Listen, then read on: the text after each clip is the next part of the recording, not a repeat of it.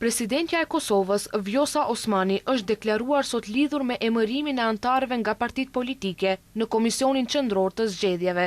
Osmani ka thënë se arsyeja se pse ka kërkuar sqarim nga Gjykata Kushtetuese për këtë çështje është se partitë kanë kërkuar emërimin e më shumë antarëve në KQZ. Për shkak se janë kërku 3 nga vetëvendosja janë emëruar vetëm 2, janë kërku 2 nga PDK-ja është emëruar 1, për shkak se ka më shumë propozime se sa që i lejon kushtetuta.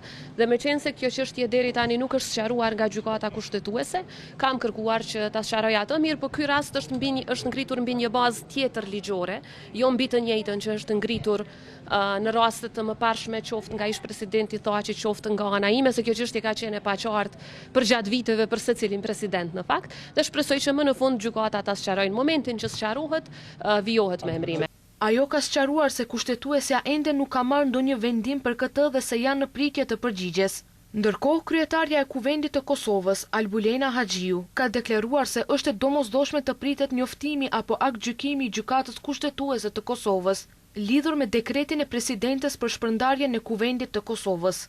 Ajo ka theksuar se është e rëndësishme që vendimet e këtij institucioni të kuptohen qartë përpara se të ndërmerren hapa të tjerë institucional. Është shumë e rëndësishme që të pritet njoftimi apo aktgjykimi i Gjykatës Kushtetuese, për faktin se siç e dini, në të kaluarën së pari ka pas njoftim të gjykatës e pastaj është nxjerrë aktgjykimi, pra sido që të ndodhë është e rëndësishme që kjo të pritet. Siç e dini afatin që gjykata e ka dhënë me masën e përkohshme është 31 marsi. Uroj që sa më parë të kemi një vendim në raport me dekretin e presidentes Osmani. Kurdo që ky vendim të del, natyrisht që është e rëndësishme që ta shohim atë, ta kuptojmë atë dhe pastaj të veprojmë në përputhje me përgjegjësitë. Pasi Kuvendi nuk arriti ta zgjidhte presidentin e ri në seancën e 5 marsit, të nesërmen presidentja Vjosa Osmani e shpërndau legjislaturën e 10. Pas këtij vendimi, Gjykata Kushtetuese vendosi masë të përkohshme deri më 31 mars, duke ndaluar çdo veprim të presidentes në lidhje me dekretin për shpërndarje të Kuvendit, por edhe ndaloi çfarëdo veprimi të këtij institucioni.